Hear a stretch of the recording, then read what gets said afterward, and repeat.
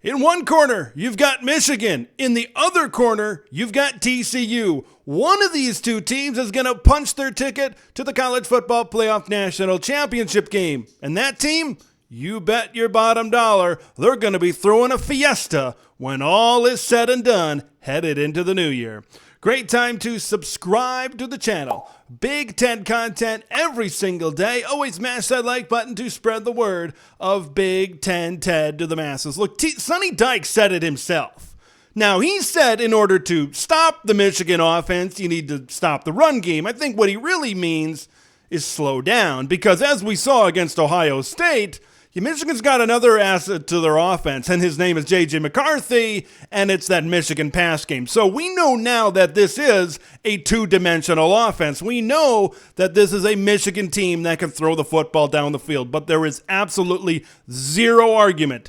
TCU needs to focus on trying to be physical at the line of scrimmage and trying to push back on what Michigan wants to do, pushing forward in that run game. When you look at the TCU Horned Frogs this season, this is a defense that's middle of the road in the Big 12 in defending the run. They're fifth in the Big 12 this season. They're giving up on average 150 rush yards per game. Look, they're not great.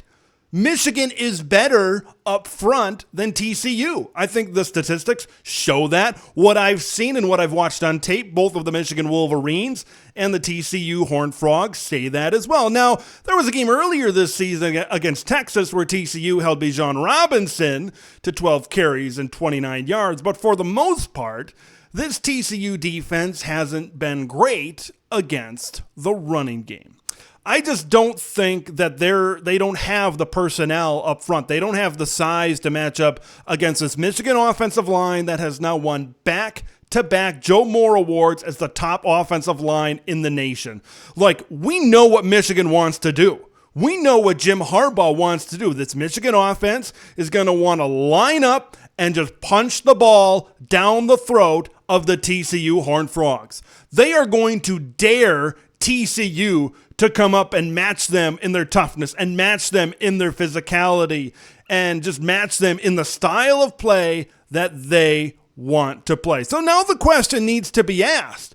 How does TCU combat that? How do the TCU Horned Frogs go up against this offense that wants to hold on to the ball, that wants to run the football, that wants to punch it down their throat? Well, the first thing is, if you're not going to be able to go head-to-head against this great Michigan offensive line, your linebackers, and maybe sometimes your safeties, but most of the time your linebackers are going to have to step up and play really good football, and they are going to have to be sure tacklers.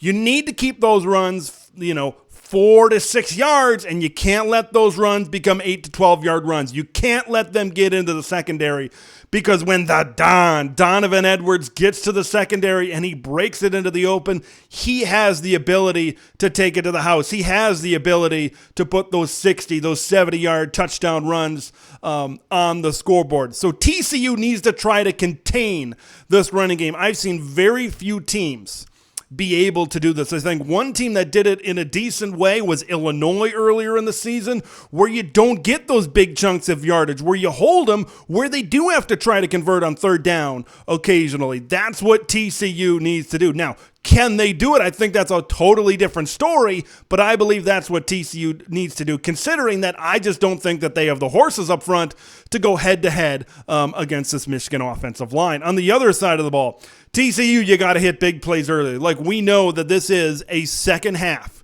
We know that this is a second half Michigan football team.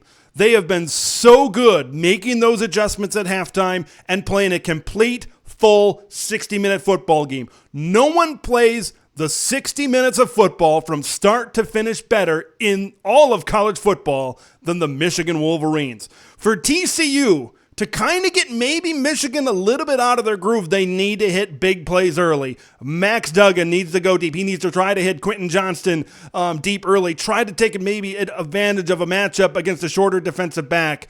Kendre Miller needs to find the hole, and he needs to squeak through for 30 and 40-yard gains. They need to hit those big plays. I feel like that's the kind of game you're going to get out of TCU. I think they're going to go out there. They're going to take some chances. Whether it's a trick play, whether it's a fake, no matter what it is, I believe TCU is sitting there in a situation where it's like, yeah, maybe we're not supposed to be here. Maybe a lot of people at the beginning of the season didn't think that we're supposed to be here. And maybe they look at the other side of the ball and they look at the Michigan Wolverines and they say, they're tougher than us. They're more physical than us. They're bigger. They're stronger. They're faster. We got to find a way to get on the board and try to make this game our own in many different ways. Because, even if TCU gets on the board early, even if TCU gets out to a 14-0 lead, you know that Michigan is going to find their way back if this game is a close game. Now that the last game against Kansas State didn't go their way, but TCU has pulled out a lot of close wins this season.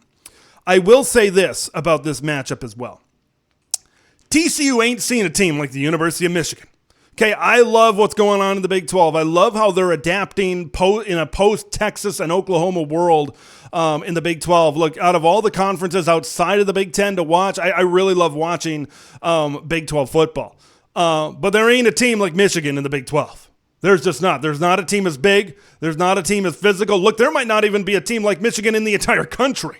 No one really plays football like this anymore.